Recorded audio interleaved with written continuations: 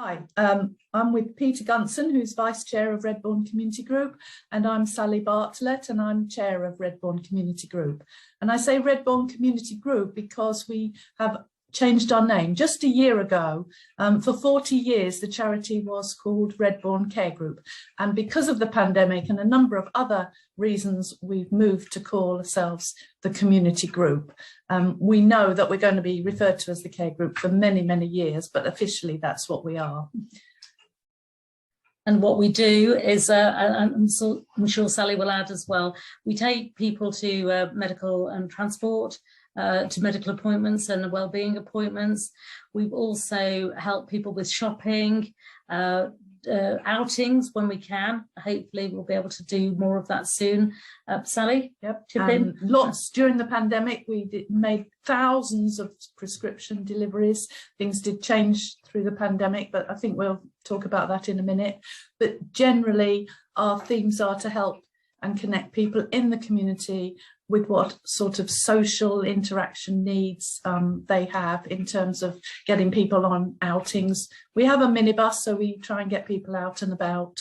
Yeah, I think that sums it up. Yeah. It's always work in progress because the needs of the community are changing, and the pandemic has shown us that in brilliant highlights, or perhaps not so brilliant, but certainly highlighted lots of things that we need to help with.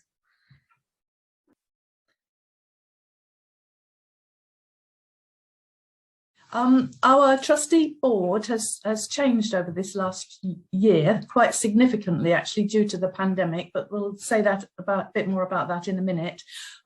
Currently, we have 8 trustees. We've also just changed the constitution, which we're hoping will be agreed actually tomorrow evening at the AGM, and that will mean we can have up to 9 trustees. So we've made a significant change on that. And we meet once a month, and we're quite a sort of hands-on working trustee board because we have only the one person who does some part-time admin work for us. So we're very hands-on in that sense. Peter, do you want to say about the changes? Yeah, so we had 3 long-standing trustees step down in March this year, and we've been very actively recruiting trustees this year.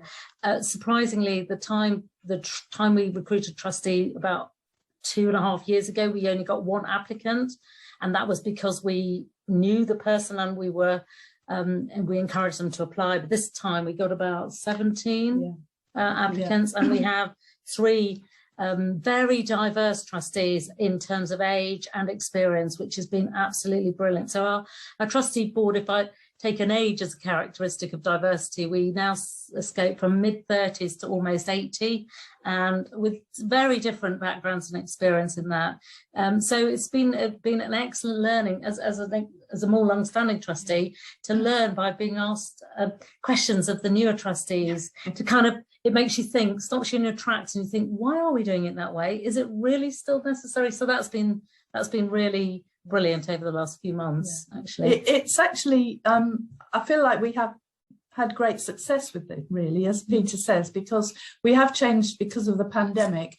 But actually, prior to the pandemic, I don't know if many of you know, but we were lucky enough to be on the building effectiveness course, and that started the whole board off at looking at roles and responsibilities. It's a fantastic program to be on, and so as trustees we had started to look at that, and when we were recruiting earlier in the year, it meant that we could not target, but we could highlight areas of where our gaps were. So we looked at things like website development and social media and some of those skills that we needed, and recruited very successfully. And again, it was partly due to the pandemic, actually, because we had huge community involvement and support for what we were doing, that we've been able to draw and use that information and that enthusiasm.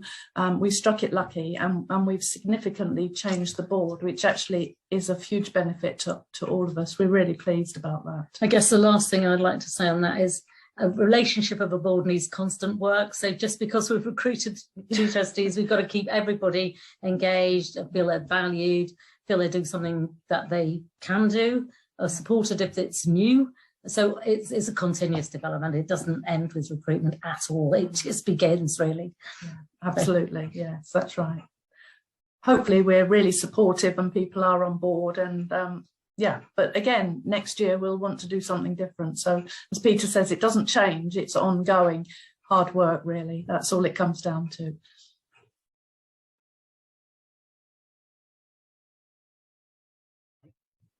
Okay, the pandemic has changed our charity quite significantly, actually. It's given us the opportunity to look at how we operate. In the beginning, it was huge because we were responding 24/7 really to huge demands and huge needs. But as time went on, we've managed to turn those changes into really positive things for the charity. So, for instance, everything now is online and virtual. We don't have to be in an office. We have a VoIP phone system. We have everything, all the data is on a database.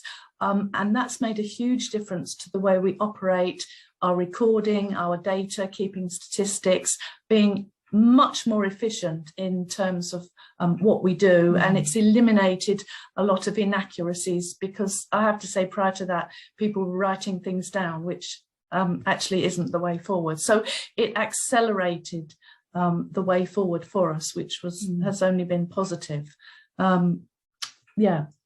Yeah, I think it also made us, we had to be much more flexible. So flexible in terms of the number of volunteers and type of volunteers.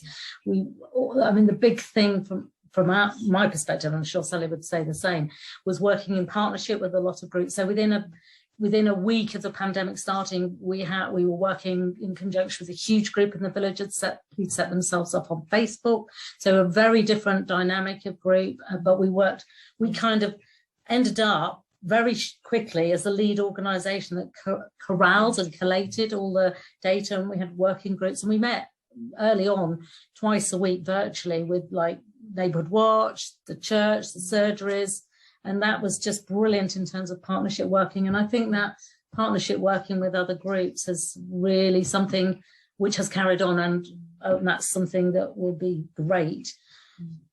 Pandemic isn't over, so we still need that, but also we've learned a lot from others, and we've picked up new ways of working and doing things. So it's been brilliant.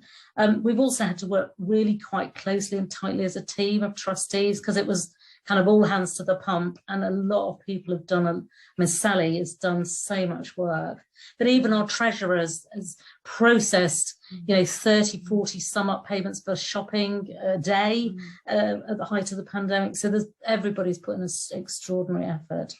A bit exhausting, if I'm honest, but what else could we have done in the situation? Will I look back in 10 years' time and say we did everything we could?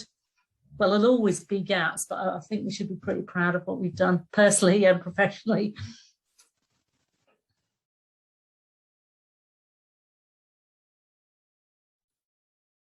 So if we think about what does the future hold for ourselves and for the charity, I think it's got a fantastic future, actually, because of what's happened in the last year and because of the building effectiveness. What we need to do as trustees is to, and we've started to do it, is to sit down and work out what we might be able to achieve in the last year. We've looked at what we achieved in the last year. We need to look at what we might achieve in the future. And I think we've learned to be objective and not be too ambitious. We are ambitious, but we need to cut our cloth accordingly. So I think from my perspective, sort of more broadly, we need to continue to be more as flexible as we can, both in the volunteers we work with, how we work as trustees, what groups in the community we support. So flexibility and diversity is really key. There is no doubt, unfortunately, that the needs of the voluntary sector are likely to increase.